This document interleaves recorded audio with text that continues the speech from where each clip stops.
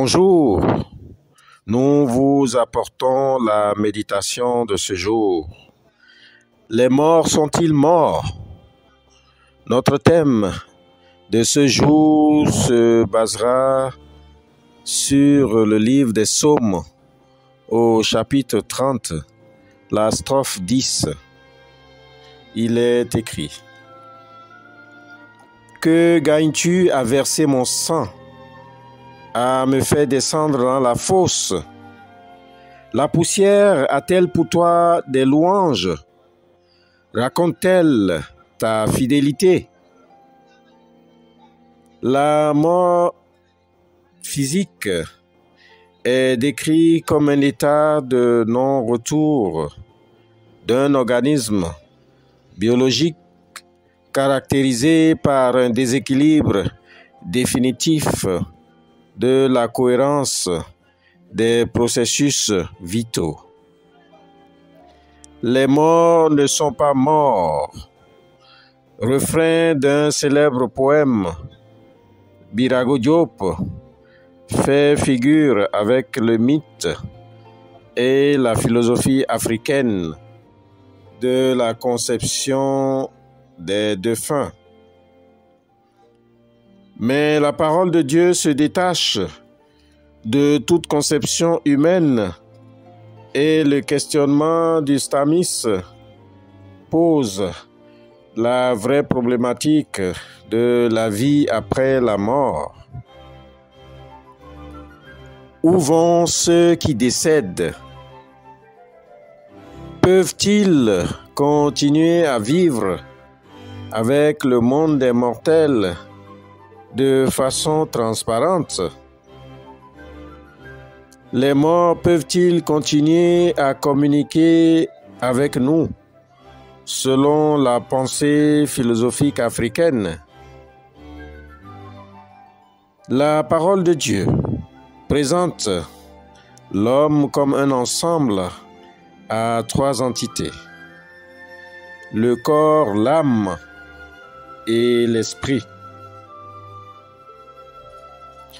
Le corps, une fois enseveli dans la tombe, est appelé à devenir poussière et n'a aucune puissance de conservation.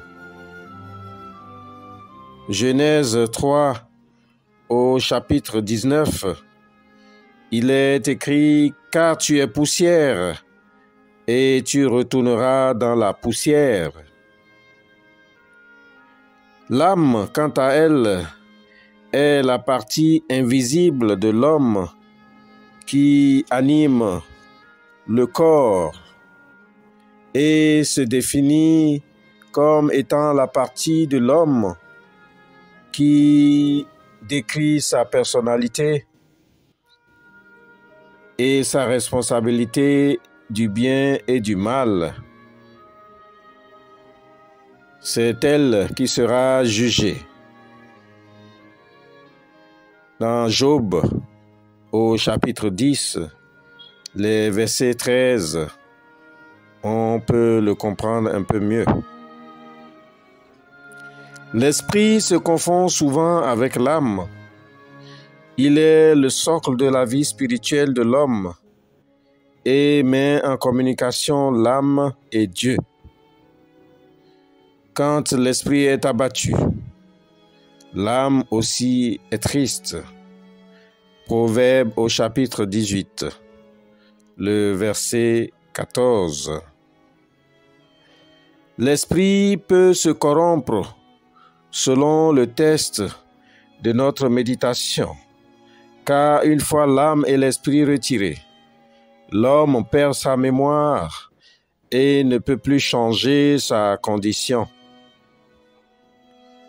Bien-aimé dans la foi, c'est de ton vivant que tu dois te convertir et donner ta vie à Jésus pour sauver ton âme.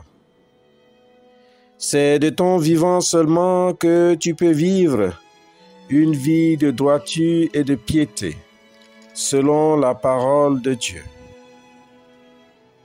C'est de ton vivant que tu peux travailler pour l'évangélisation et l'avancement du règne de Dieu ici-bas. C'est seulement de ton vivant que tu peux donc louer Dieu et jouir des grâces qu'il t'accorde, notamment la vie sainte en famille, une vie de communauté bien remplie, une vie de joie avec toutes les personnes qu'il mettra sur ton chemin. Car après tout ceci, viendra le jugement. Ma sœur, mon frère en Christ, face à cette réalité sur la mort et la vie, comment utilises-tu le peu de temps que Dieu t'a accordé ici-bas? Les morts en Christ iront au ciel, et ceux qui sont morts sans Christ attendront dans le séjour des morts le jugement. Amen. Prions pour que Dieu nous apprenne à compter nos jours. Seigneur notre Dieu, les jours de nos années s'élèvent à 70 ans et pour les plus robustes, 80 ans. Nous te rendons grâce pour ta méditation et ta parole dans nos vies. Merci, Père. Nos vies sont comme de la vapeur, car elles passent vite et peuvent s'envoler à tout instant. Donne-nous, Seigneur Jésus, la sagesse de nous préparer à cette réalité biblique et qu'au soir de notre vie, tu puisses nous dire: très bien, serviteur bon et fidèle, entre dans la joie de ton Maître. Amen. Que le Seigneur nous aide dans sa grâce pour cette journée et pour toute notre vie. Shalom.